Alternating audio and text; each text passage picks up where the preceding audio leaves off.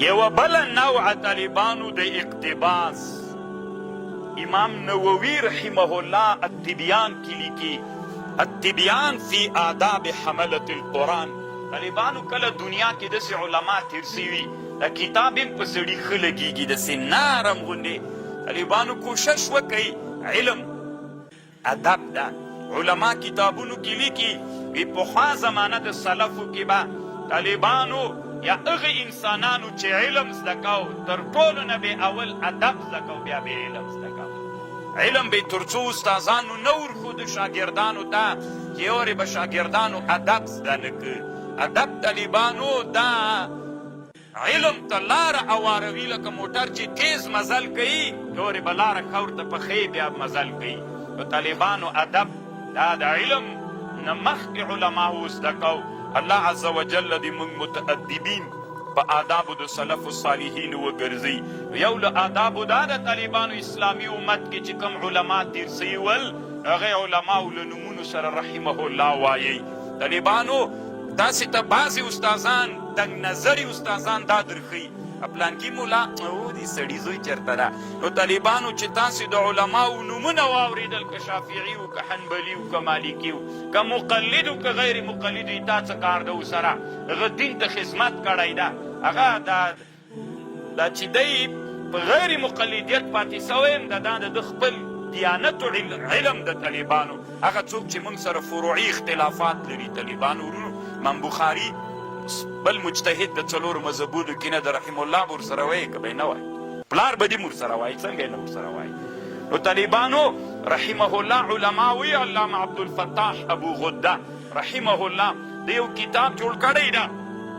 یو کتاب د تصوف کې علم د تزکیې د نفس کې هغه نومیږي رسالة المسترشدین د امام محاسبي په ده د تعلیق کړی.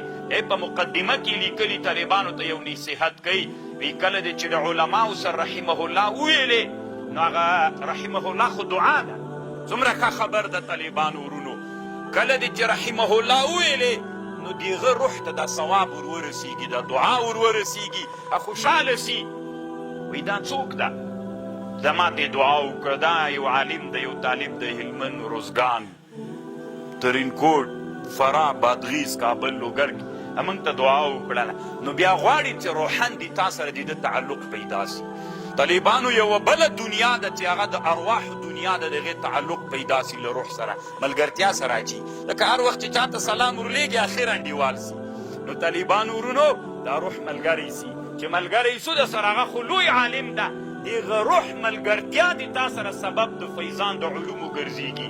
الله عز وجل دا طالب کې الله علوم را پیدا کوي. طالبانو ورونو وعده مو ده را سره چې د اسلامي امت علماو نومونه مو چې ذکر کول رحمه الله به وایي لا تسمعوا الى اقوال الفرقة البرلویة المتشدده. کله چې طالبانو د شیخ الاسلام نوم تیر ذکر سي بیا وی کافر. دي کوم ملایان چې ورسره وایي رحمه الله وی دام کافر. نعوذ نحن لا نقول هکذا. شیخ الاسلام دا منو چې اسلامي امت کې څو داسې مسلې دې سړي کړي دي چې هغه ډېر اختلافي او خطرناکې مسلې دي خو هغه د علمیت مسلې دي. نور طالبانو د اسلامي امت تاسې چې دومره غټ دریاب سئ که نه چې دومره غټې اوبه درکې سي ولا چې دومره کښتیګانې خو په څپو ووهئ که لیست استوارې کوي چې هغومره علما سئ. دوی هغومره لوی لوی علما دي طالبانو په خبرو خو پوهېږئ. علماو سره به ډېر ادب کوئ. دا د علم اسلامي امت کې چې څومره علما تیر ول خیر ده که موږ سره خبره موافقه وه که مخالفه وه رحمه الله به ورسره امام النووي وایي رحمه الله. طالبانو همداسې د اسلامي امت علماو سره څومره ښه راز عبدالفتاح ابو غده ویلې علم مو ډېرېږي هغه روح د سره ملګرتیا پیدا کوي.